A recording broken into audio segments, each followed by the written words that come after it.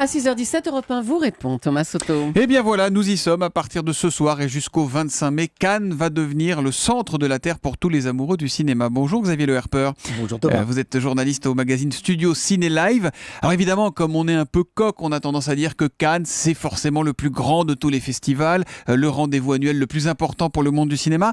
C'est vrai, ça c'est encore vrai aujourd'hui ou pas ? Je crois qu'on peut le dire, oui, sans s'enorgueillir particulièrement ni faire du patriotisme. Cannes s'impose comme étant encore aujourd'hui le plus grand festival international du cinéma.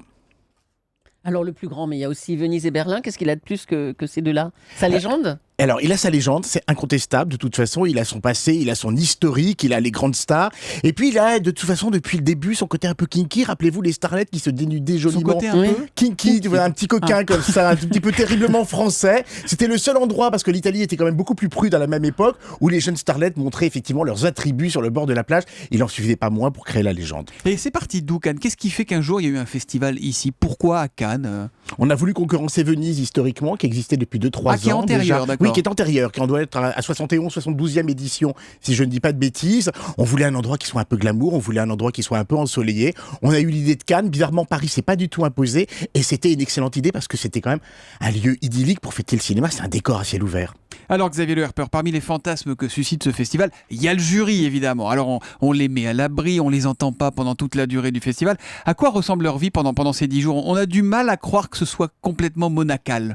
Non, c'est pas complètement monacal. Vous dire que je les envie, non, parce qu'il y a quand même beaucoup de prestations, beaucoup de représentations. Vous êtes tout le temps en train quand même de devoir monter les marches, être bien habillé, être bien coiffé quand vous allez voir les films. Ouais. Donc c'est quand même, je vais dire, à la limite, c'est 20% de cinéphilie pour 80% de représentation. Quand on aime le cinéma, je suis pas sûr que ce soit le meilleur équilibre. Mais après ils sont mis sous cloche, ils sont dans un loft, ils habitent tous ensemble, ils se font la cuisine. Comment ça se passe ? Non, ça dépend, ça peut être très indépendant. Moi, je me souviens de Marianne Satrapi qui courait toutes les autres projections des sélections parallèles alors qu'elle était membre du jury officiel. Donc on la voyait en jean à la semaine de la critique. Je me souviens de Spielberg, l'année où il était président, au dernier rang à la projection de presse de 8h30 le matin. Donc ils ont quand même un libre arbitre et une autonomie, Quand même, heureusement. ils sont Ouais. quand même pas complètement en garde à vue ou sous contrôle judiciaire. Et ils vont pas aux soirées ? Alors, je ne sais pas ce qu'ils font. Oui, je pense qu'ils vont quand même aux soirées. Vous savez, quand vous êtes membre du jury, vous avez le droit à quelques dérogations. Je pense que si vous vous réveillez à 10h du matin, la tête un tout petit peu dans le 1, je ne dirais pas plus, on Oui, vous pas organisera après une grosse soirée. tranquillement une projection vers 15h, vers 16h, tranquillement dans une petite salle recluse. Est-ce que les membres du jury sont payés ? Ah bah j'espère pas, non, aucunement de toute façon. C'est sûr ? Oui, c'est certain. Après, ils sont très bien défrayés, ils sont évidemment pas logés dans un 2 étoiles en face de la gare, je vous rassure également. Tout va bien, ils sont dans des conditions plutôt optimales par rapport à nous. Alors quelles sont les stars attendues cette année ? Alors, cette année, il y en aura. Obligatoirement, on va commencer par Nicole Kidman, ce Oui. soir, de toute soir, façon. grâce de Absolument, Monaco. grâce de Le film Monaco. de Daron. Hors compétition ? Hors compétition, en ouverture, c'est souvent le cas. L'ouverture est souvent hors compétition. Ils peuvent le mettre dans la compétition finalement. Parce C'est qu'il paraît- arrivé. il paraît qu'on peut changer la sélection pendant le festival.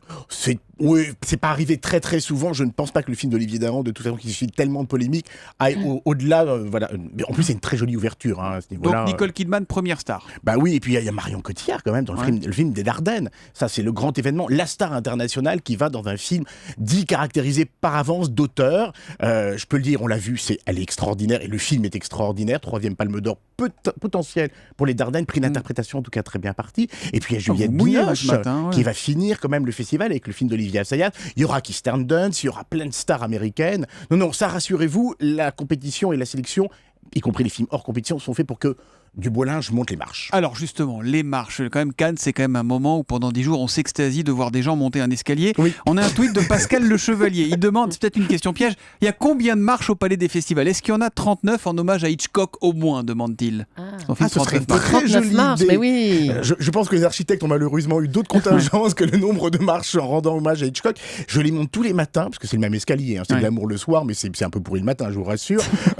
Il y en a je dirais entre 40 et 50. Alors, Je c'est les quoi compterai pour vous. Vous les comptez, vous nous envoyez un tweet avec le Absolument. hashtag un matin et on Premier donnera juré, la demain réponse. matin à 8h25, je vous envoie la On réponse. compte sur vous. Un autre tweet de Garance. Quels sont les enjeux pour l'industrie du cinéma et le cinéma français pendant ces 10 jours ? Énorme. Et C'est du pour ça business, Cannes d'abord ? Oui, ben voilà, c'est pour ça que Cannes, de toute façon, surplombe, j'allais dire vraiment Venise et Berlin, qui sont ses deux concurrents frontaux. C'est qu'il y a un marché du film, un énorme marché du film, et c'est vraiment le nerf de la guerre pour un festival, même comme Cannes, même avec la réputation de Cannes, parce que vous faites venir les producteurs, vous faites venir les distributeurs, c'est énormément d'argent drainé, et que la star est presque une valeur ajoutée. C'est-à-dire que vous vendez un film, et en plus vous avez le comédien ou la comédienne principale à vos côtés. Ça aide. Ce sont les meilleurs films qui sont sélectionnés ou les producteurs qui savent faire le meilleur lobbying qui arrivent à être en haut de l'affiche ? Bon, alors comme c'est le début de Cannes, je vais me fâcher avec personne, c'est les deux. hein, soyons D'accord. honnêtes. Mais c'est surtout le lobbying alors, si vous voulez pas vous fâcher. Non, c'est incontestablement les meilleurs films, avec ce côté un peu pervers de Cannes, c'est-à-dire que les grands auteurs réservent et ménagent leurs films prêts pour le Festival de Cannes. C'est le cas des Dardennes, hein, c'est toujours prêt au mois d'avril, donc obligatoirement. Mais ils y sont tous les ans, non? Mais ils y sont tous les ans. Ça, c'est l'autre incroyable. souci, c'est que cette année, sur 18 films, vous en avez 15 qui sont déjà venus et Mais 12 oui. qui ont déjà remporté des prix. Donc Eh on ne oui. peut pas dire que le changement, c'est maintenant, comme disait un certain candidat il y a 2 ans.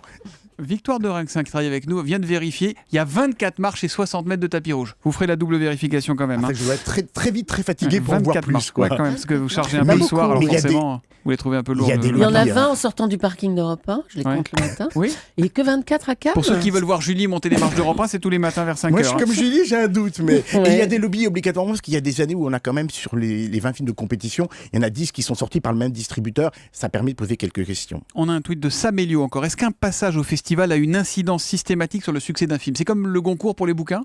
C'est pas aussi systématique que le Goncourt. On a connu des palmes plus radicales, peut-être, qui n'ont pas eu un énorme succès public, mais c'est un retentissement international. 4500 journalistes, ça signifie que tous les pays du monde entier parlent du film en compétition au même moment. Attention, ça peut être sévère. Si le film est mal reçu, sa carrière est terminée. 4500 journalistes, c'est l'enfer à couvrir, non? C'est l'enfer à courir, C'est c'est l'enfer l'usine. à couvrir, c'est l'usine. Vous avez plus de temps à faire la queue pour entrer dans les salles, à être fouillé par les gardes de Guillaume, qu'à voir les films. C'est pas aussi glamour qu'on peut l'imaginer. Hein.